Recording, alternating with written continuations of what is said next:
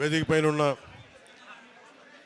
మాజీ MLA Shri Telugu Desam party నాయకులు వర్మ గారు, party spokes person, Telugu Desam party spokes person, అలాగే బుర్రా కృష్ణరాజు గారు భారతీయ జనతా పార్టీ తరపు నుంచి భారతీయ జనతా పార్టీ నాయకులు, తంగెళ్ళ ఉదయ్ శ్రీనివాస్ గారికి జనసేన పార్టీ తరపు నుంచి, అలాగే ఇక్కడ ఈ హాల్లో సమావేశమైన తెలుగుదేశం పెద్దలందరికీ, నాయకులందరికీ, భారతీయ జనతా పార్టీ నాయకులందరికీ, జనసేన పార్టీ నాయకులందరికీ, వీర మహిళలకి, ప్రతి ఒక్కరికి పేరు పేరున నా హృదయపూర్వక నమస్కారాలు. మనస్ఫూర్తిగా మీ అందరికీ ఆహ్వానం పలుకుతా ఉన్నాను. కొంచెం వెనకలు కూర్చుండి సార్, వెనకాల కనిపించకుండా ఉంటాను. నేను చాలా రోజుల నుంచి ముఖ్యంగా తెలుగుదేశం నాయకులందరికీ, కార్యకర్తలందరికీ నేను చాలా రోజుల నుంచి మనసిప్పి పంచుకోవాలనుకుంటా ఉన్నాను. ఇది చాలా రోజుల నుంచి ఎప్పుడన్నా సరే ఇలాంటి సమయం సందర్భం వచ్చినప్పుడు నేను ఎందుకు మన తెలుగుదేశం పార్టీకి నిలబడ్డాను, దేనికని చెప్పడానికి మనసిప్పి చెప్పుకోవాలి మీ అందరికీ అని అనుకున్నాను.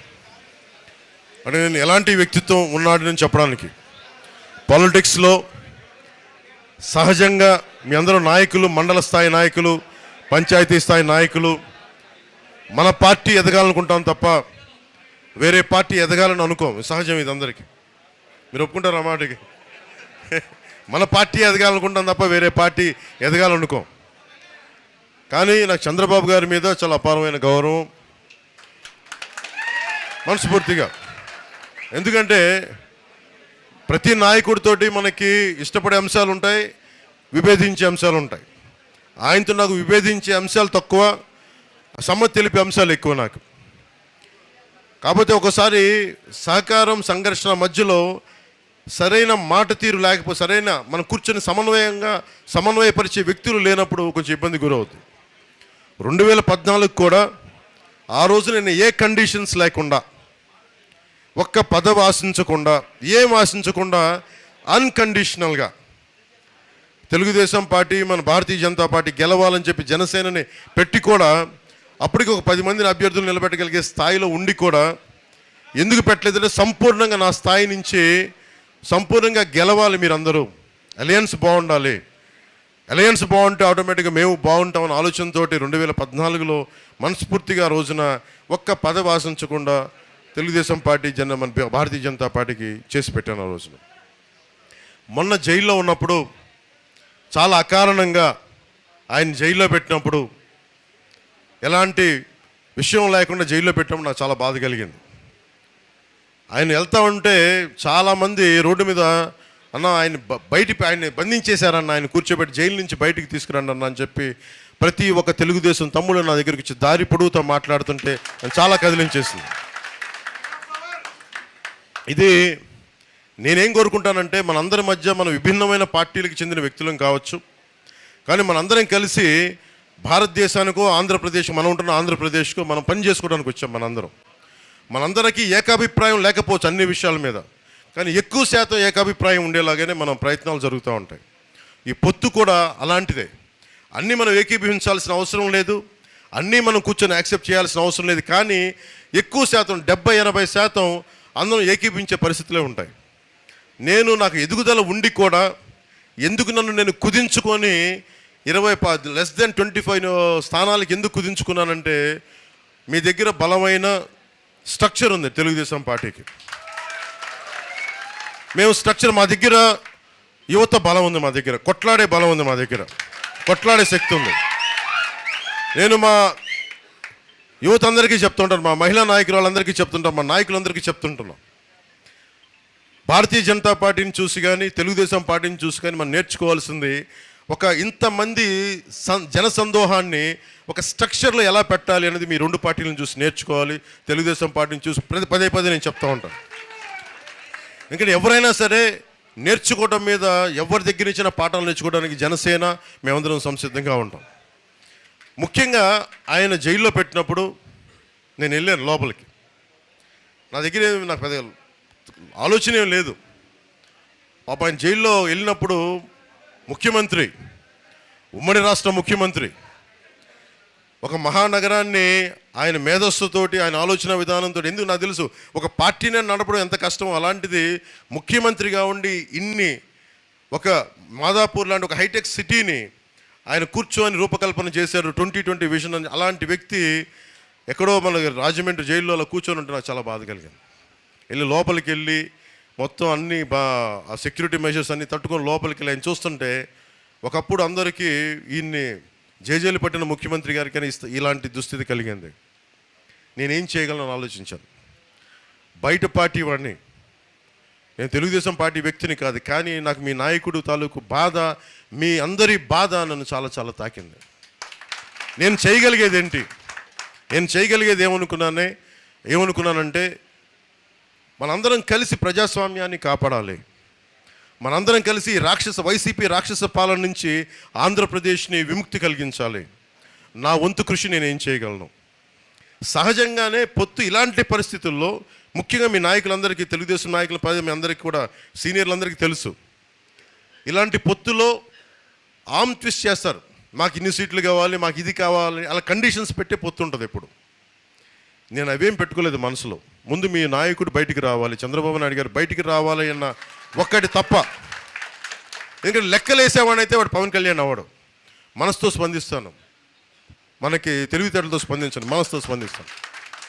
కానీ నేను మనసుతో స్పందించినప్పుడు చాలామంది మా నాయకులు చాలా ఇబ్బందులు పడ్డారు. ఇప్పుడే మనకి మండపేట నుంచి కూడా లీలాకృష్ణ గారు సర్వేశ్వరరావు గారితో కూర్చొని మాట్లాడుతున్నారు. ఒకసారి ఆయన సర్వేశ్వరరావు గారు చెప్తా ఉన్నారు, మీరు చాలా పెద్ద హృదయంతో చేశారంటే లీలాకృష్ణ గారు అంటూ ఉన్నారు, ఆయన పెద్ద మనసుకి మేము కూడా నలిగిపోయామండి అని చెప్తా ఉన్నారు, సీటు కోల్పోయి. అలాగే ఈ పరిస్థితుల్లో వర్మ గారు కూడా ఇంత బలమైన నాయకుడు అయ్యండి,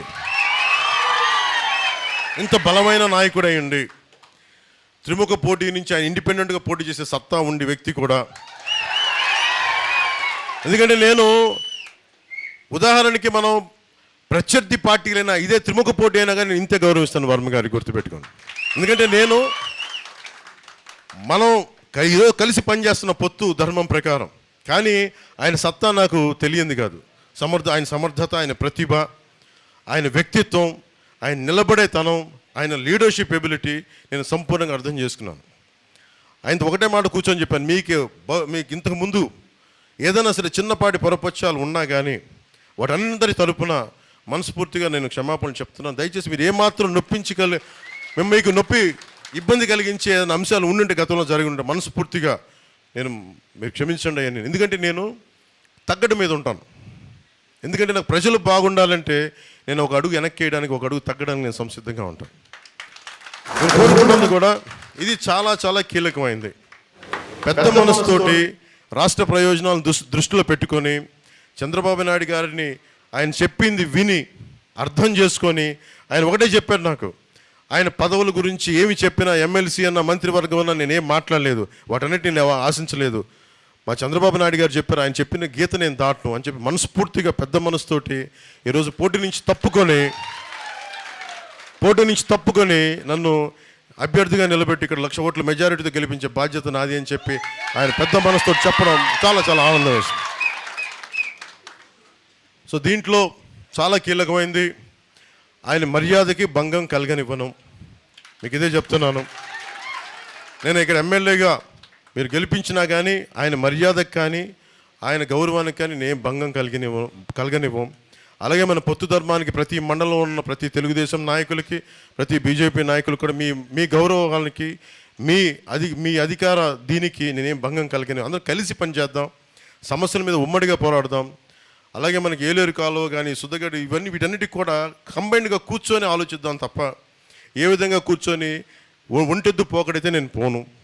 అందుకని మీరు మనస్ఫూర్తిగా ఈ రోజున వర్మ గారు మిమ్మల్ని అందరికీ కలవాలంటే మనస్ఫూర్తిగా మీ అందరికీ ఇక్కడ వచ్చిన ప్రతి ఒక్కరికి పేరున ప్రతి తెలుగుదేశం నాయకులకి, ప్రతి ఒక్క కార్యకర్తలకి, ప్రతి ఒక్కరికి మన భారతీయ జనతా పార్టీ నాయకులకి, జనసేన నాయకులు, ప్రత్యేకించి జనసేన పార్టీ తరపు నుంచి మీ అందరికీ మనస్ఫూర్తిగా నా కృతజ్ఞతలు తెలుపుకుంటాను.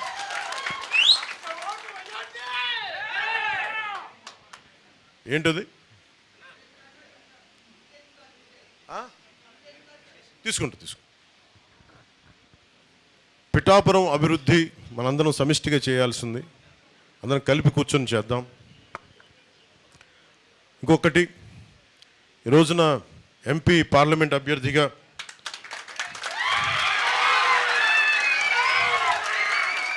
తంగెళ్ళ ఉదయ్ శ్రీనివాస్ గారిని జనసేన పార్టీ తరపు నుంచి నించోబెడుతున్నాం.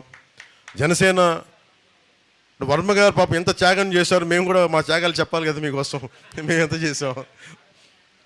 నన్ను పెద్ద నాయకులు మన భారతీయ జనతా పార్టీ పెద్దలందరూ అడిగారు ఢిల్లీలో, మాకు పార్లమెంట్ సీట్లు కావాలి అవి చెప్తే నేను చెప్పాను, నేను కావాలి నేను కుదించుకుంటాను, మీరు ఉండాలి పొత్తులో, ఆంధ్రప్రదేశ్కి మీరు రక్షణ కల్పించాలి అని తగ్గించుకుంటూ వచ్చాను. దాంట్లో భాగంగానే 3 సీట్లు అదనంగా కూడా మన భారతీయ జనతా పార్టీకి ఇవ్వాల్సి వచ్చింది. అంటే ఇవన్నీ ఎందుకు చెప్తున్నానంటే 3 పార్లమెంట్ల నుంచి 2 పార్లమెంట్లకు వచ్చాం. మనకి బందరేమో బాలశౌరి గారు, కాకినాడేమో మనకి తంగెళ్ళ ఉదయ్ శ్రీనివాస్. కాకపోతే అతని తంగెళ్ళ ఉదయ్ శ్రీనివాస్ అంటే కూడా నేను టీ టైమ్ శ్రీనివాస్ అని పిలుస్తాను. అంటే ఇది ఎందుకు చెప్తున్నానంటే ఇతన్ని చాలామందికి అనుకోవచ్చు ఈయన ఎందుకు పెట్టాను దేనికి పెట్టాను అంటానికి. ఇప్పుడు ఉన్నదేమో చలమలశెట్టి సునీల్ గారు వైసీపీ నుంచి, ఆయన ప్రతిసారి ఎన్నికల టైంలో వచ్చి వెళ్ళిపోయే వ్యక్తి. ఈయన దాదాపు ఒక 10 లక్షలు 2017లో ఇంజనీరింగ్ చేసి 2017లో ఒక 10 లక్షల పెట్టుబడి, సగటు మధ్యతరగతి రైతు కుటుంబం నుంచి వచ్చిన వ్యక్తి. ఒక 10 లక్షల పెట్టుబడితోటి ఒక టీ టైం, ఎక్కడ కాఫీ డే, బరిస్టా ఇలాంటివి కాకుండా చాలా చిన్నపాటి టీ షాపులు మన ఊళ్ళలో కూర్చొని మాట్లాడే, మోడీ గారు చెప్పినట్టు చాయ్ పే చర్చలాగా, మోడీ గారు చెప్పినట్టు చాయ్ పే చర్చలాగా మనం కూర్చొని టీ టైం మాటలు అని చెప్పి కూర్చొని అందరూ ఆ వయసులో అందరూ కూర్చొని విలాసాలకి వినోదాలకు వెళ్తుంటే ఈ యువకుడు మటుకు కూర్చొని నేను ఏదైనా సాధించాలని కూర్చొని ఒక చిన్నపాటి కాన్సెప్ట్ క్రియేట్ చేశాడు. ఆ కాన్సెప్ట్ ఏంటంటే కూర్చోబెట్టి మనకి బెరిస్టా లాగా కాఫీ డే లాగా మనం ఎందుకు మన సగటు పల్లెటూరులో మన ప్రాంతాల్లో మనం ఎందుకు పెట్టకూడదు. ఆ ఒక్కడి ఆలోచన 10 లక్షల పెట్టుబడితోటి కూర్చోబెట్టి రకరకాల టీ ఆకులు తీసుకొచ్చి రకరకాల కాంబినేషన్స్ తనే కొంతమంది టెస్టర్స్ని పిలిపించుకొని కూర్చొని ఒకటే పని చేశాడు. అది చాలా టీ కాంబినేషన్స్ చేసిన తర్వాత 5-6 టీ కాంబినేషన్స్ పెట్టుకుని చిన్న కొట్టు పెట్టుకున్నాడు. తనే నడిపాడు, ముందు ఫ్రెండ్స్ అందరినీ పిలిచేవాడు. అలా కూర్చొని రాజమండ్రిలో పెట్టి అలా కూర్చొని నడుపుతూ ఉంటే ఇంకొకళ్ళు వచ్చి మాకు కూడా ఇలాంటి టీ షాప్ కావాలి, ఏం చేయాలంటే నేను మీకు టీ సప్లై చేస్తాను, మీరు ప్రెమిసెస్ చూపించండి అని.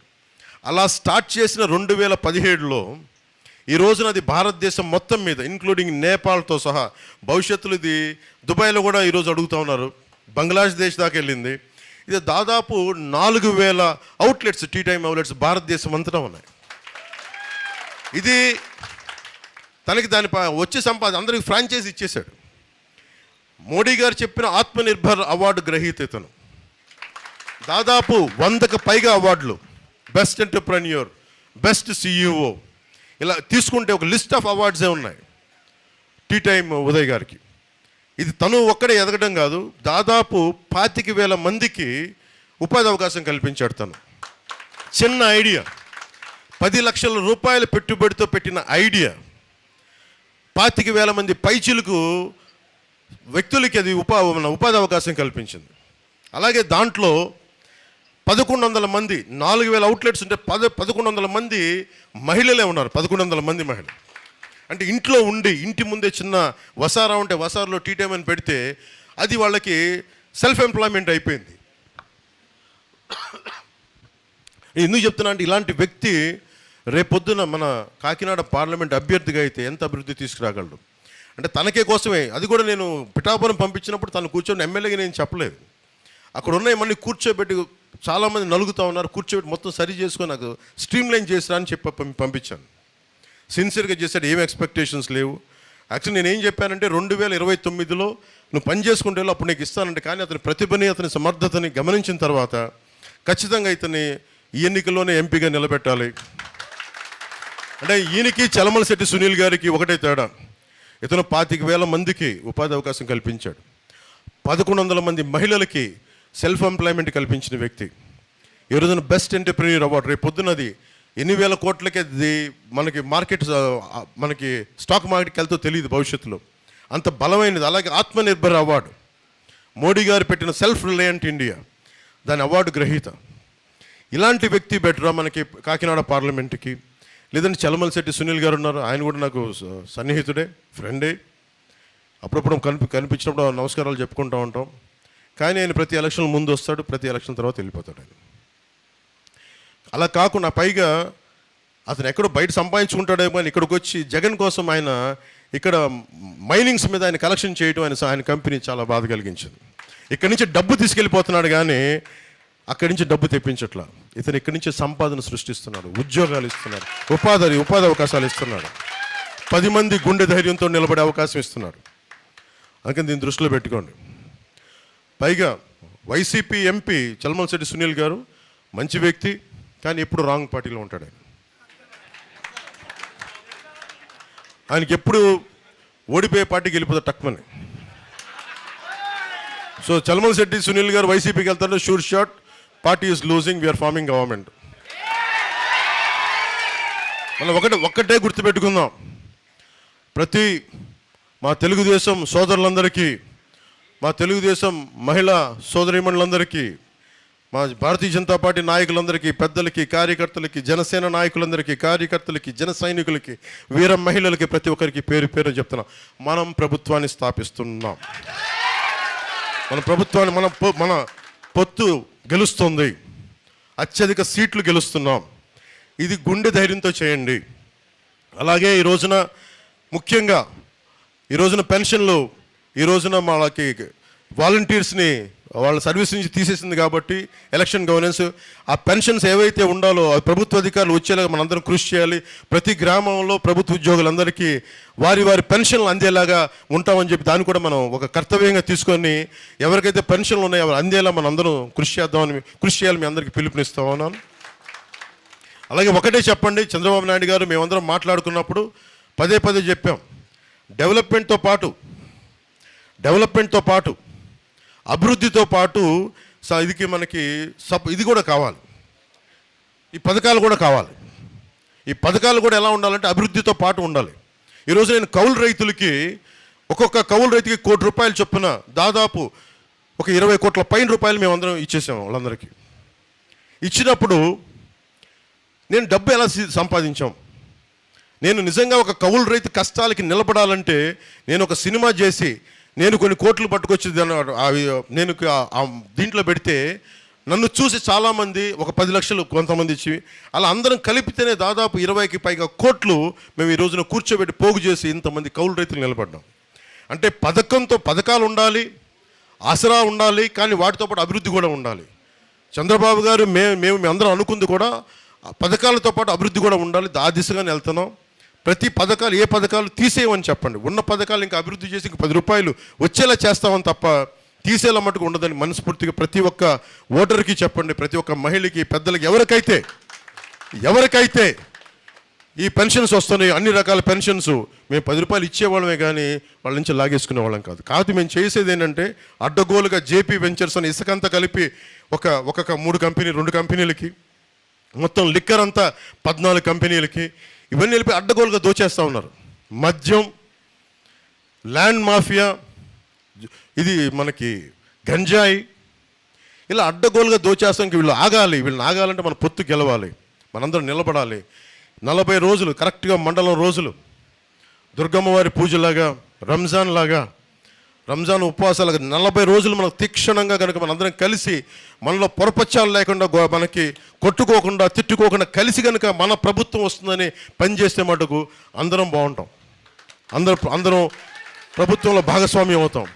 మనలో పాటు పెద్దలకు కూడా, చాలామంది పెద్దలకు కూడా చెప్తున్నాను, మన కార్యకర్తలు కానీ నాయకులు కానీ ఒక చిన్నపాటి ఇబ్బందులు ఉన్నా కానీ ఇంకొక కాన్ఫ్లిక్ట్ మేనేజ్మెంట్ లాగా కొంతమంది పెద్దలు వచ్చి కూర్చొని దాన్ని సరి చేయవలసిందిగా కోరుకుంటా ఉన్నాను.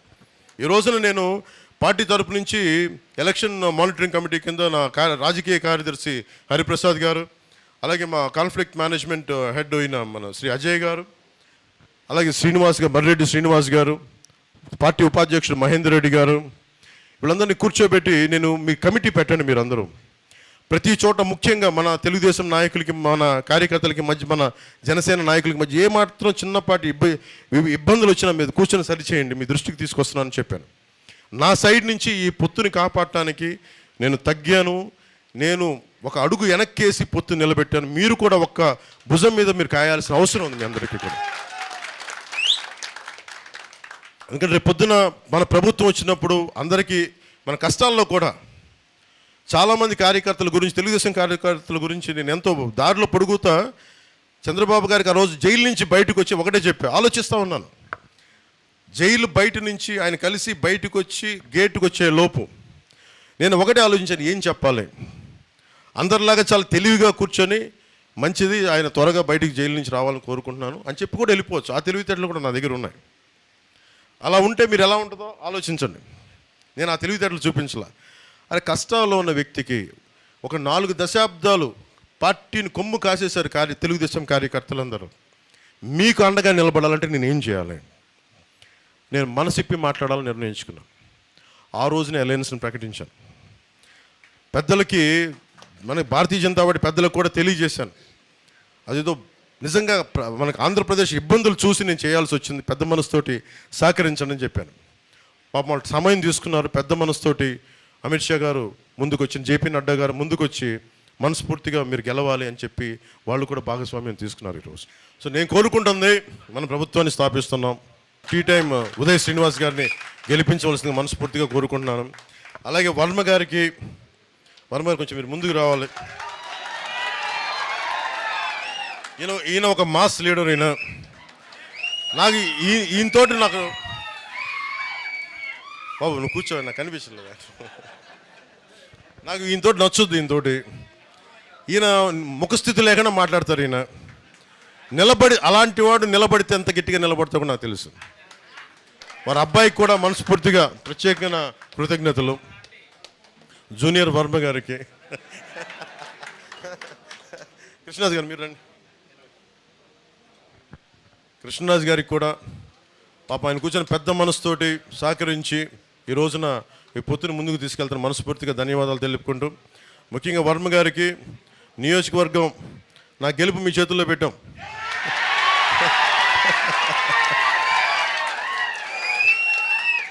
సో మనస్ఫూర్తిగా నాయకులు, తెలుగుదేశం నాయకులందరూ నేను ఒకటి చెప్తున్నా, గెలవాలంటే గెలవచ్చు, అలా కాదు కదా. గెలుపు చిరస్థాయిగా ఉండిపోవాలి, మర్చిపోయేలా భారతదేశం ఏదో మీరు గుర్తుపెట్టుకోండి. మన జగన్ ఏం చేశారు చెప్తాను. జగన్ ఒక నిమిషం, ఆ జగన్ ఏం చేశాడు చెప్తా. మోడీ గారు ముఖ్యంగా భారతీయ జనతా పార్టీ పెద్దలు మీ అందరికీ తెలుసు, G20 సమ్మిట్, కృష్ణరాజు గారు G20 సమ్మిట్ ఎంత ప్రతిష్టాత్మకమైనదో మనందరికీ తెలుసు. అలాంటి సమయంలో ఆయన డిస్టర్బ్ చేయడానికే చంద్రబాబు నాయుడు గారిని అరెస్ట్ చేశారు. అది చాలా ఆవేదన కలిగించింది పెద్దలందరికీ. అలాంటి సమయంలో కూర్చోబెట్టి మనం తీసుకున్న నిర్ణయం ఈరోజు మనందరినీ కల్పించింది. దీని ఫలితాలు సాధిద్దాం, గుర్తుపెట్టుకుందాం. ఏం లేదు, ఈ విజయం పిఠాపురం నా ఒక్కడి విజయం కాదు, మనందరి విజయం. వర్మ గారి విజయం, కృష్ణరాజు గారి విజయం, మన టీ టైం ఉదయ్ శ్రీనివాస్ విజయం, మన జనసేన కార్యకర్తల విజయం, తెలుగుదేశం కార్యకర్తల విజయం, తెలుగుదేశం సోదరుల విజయం, వీర మహిళల విజయం, భారతీయ జనతా పార్టీ నాయకుల విజయం. ఇది మనందరి సమిష్టి విజయం. దిగ్విజయంగా ఉండాలని చెప్పి తెలుగుదేశంకి జయము జయము, భారతీయ జనతా పార్టీకి జయము జయము, జనసేన పార్టీకి జయము జయము, ప్రజలకి దిగ్విజయం కలుగు కాక. జై జనసేన, జై హింద్.